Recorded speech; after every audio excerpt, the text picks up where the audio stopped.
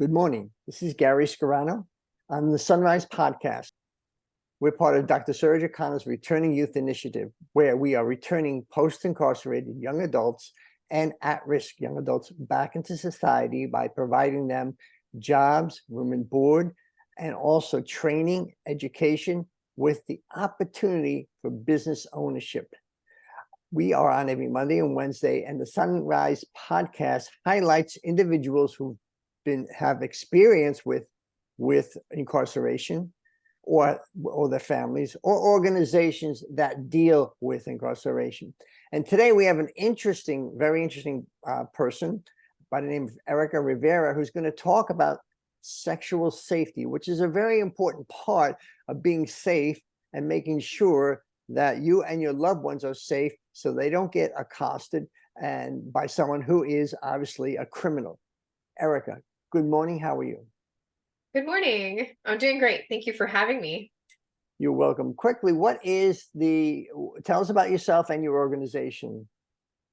So my name is Erica Rivera. I'm the founder of the National Care Foundation, and this 501c3 CARE is an acronym for the Center for Advocacy, Resources, and Equity.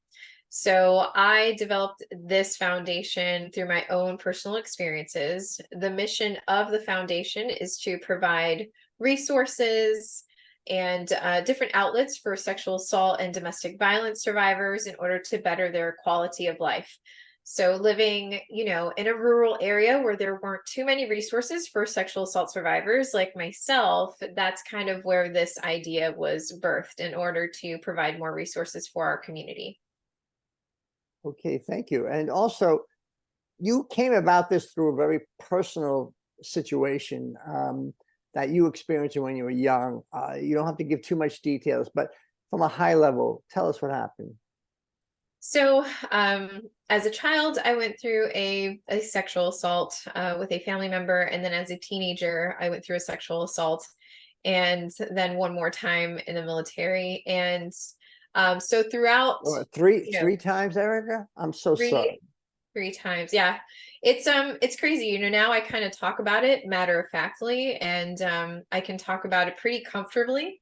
But I think that's an important part of my healing process, is that now I'm able to be transparent about it and hopefully encourage others to be transparent about their particular situations. But it's very hard when you go through something like that. It's hard to seek out the resources that you need. It's hard to seek out the help that you need. There's still a stigma with that type of assault. Well, really with any, mental illness, domestic violence, there's still a stigma. So it's hard to say, hey, I went through this. What help is there out there for me? So I'm very transparent now about my story in order for others to be encouraged to speak up. If you see something, now, were any of these people, were they ever arrested? Were they ever tried? Because I've heard, and you probably know the statistics, I don't, where many of these sexual assaults either don't get reported, and if they are reported, sometimes they're poo-pooed by police, or sometimes the person becomes a victim or nothing happens. Personally, for you, was anybody arrested or brought to justice?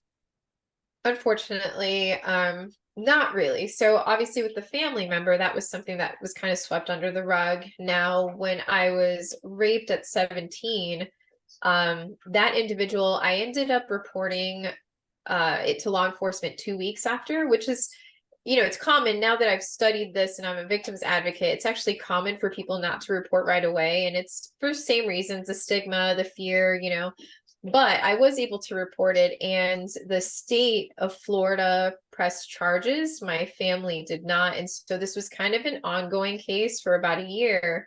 But eventually, to make a lengthy story short, the state attorney at the time had convinced me to drop the charges. She kind of scared me out of moving forward with a trial, even though we had gathered evidence, we had controlled phone calls to the abuser. She basically talked to me. Is this typical? What happens So in these situations? unfortunately, yeah, this does happen, especially if the perpetrator has a clean record, and this might be like the first time they're getting caught doing something.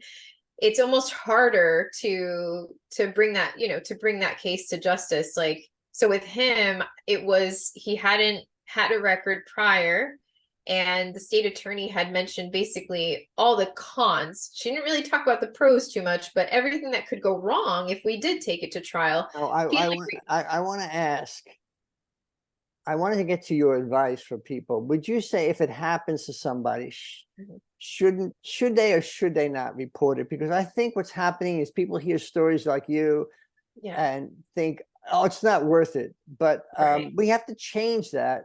We have to bring these people for justice. So would your suggestion be to report these things if you're unfortunately a victim?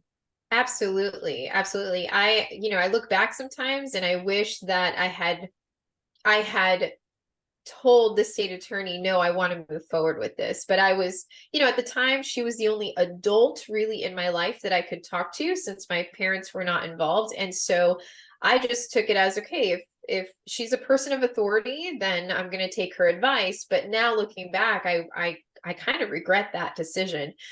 So definitely for anyone that's listening that has been through a trauma, or, if you find yourself in that situation, I would definitely report it, and, definitely be an advocate for yourself. If you don't have a victim's advocate by your side, make sure that you are advocating for yourself, even if it seems scary. Because for me, it seemed very scary when she was like, if we take this to trial, you'll feel Yes. re-victimized. And now, were you ever, you were never arrested yourself?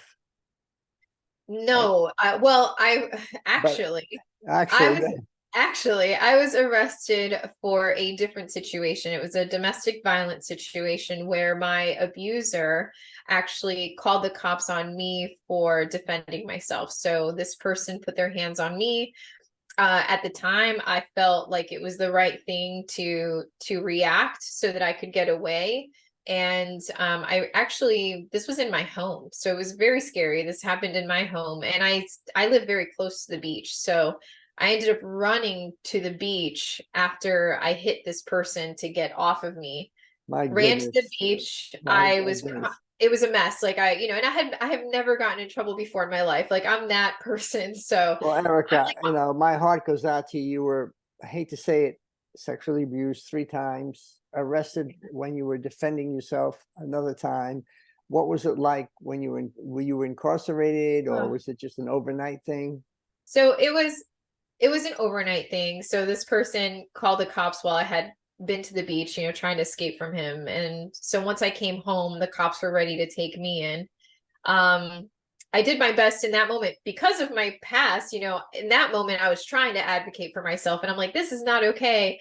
But, the cops were like, it's too bad. We're going to take you in. And it was an overnight stay, but I did have to do 6 months of probation. And one of the things that kind of stunned me was the fact that they were so quick to take me to jail for an act of self-defense. But my rapist, we had, Oh, this was what a this difference. drawn out Exactly. thing. Yeah, it was like a drawn out for almost a year and nothing happened, but yet I was in jail in 2 seconds. So it's, that really kind of skewed my view of like law enforcement, and why I preach so much about trauma informed care. Like, do we need Right. to revisit how law enforcement is being trained and first responders are being trained when it comes to answering these types of calls? You know what I mean? I know exactly what you mean. So in prison, we know that rape is a big deal. I don't know if you've dealt with it in your National Care Foundation. I don't even know if there's efforts to stop this type of thing in women's and men's prisons. These things go on. Yeah. I just want to say that we are having a women's empowerment talk November 9th, Thursday, November 9th. Erica's going to be joining us. I showed you her website. Let me just show it to you again. She does have events. You can go to her event where she's talking. She has different places where she talks. And Erica, I know this was quick, but on November 9th, we're going to get more detail. We'll have a round table. Please go join us November 9th in Daytona Beach. We'll get out some information. And I just want to say, SunRise is on every Monday and Wednesday. Please join us at returningyouth.com and also on our YouTube page where this video will be at youtube.com/@returningyouth. Thank you, and we'll see you next time. Thank you so much. Looking forward to the roundtable. Thank you.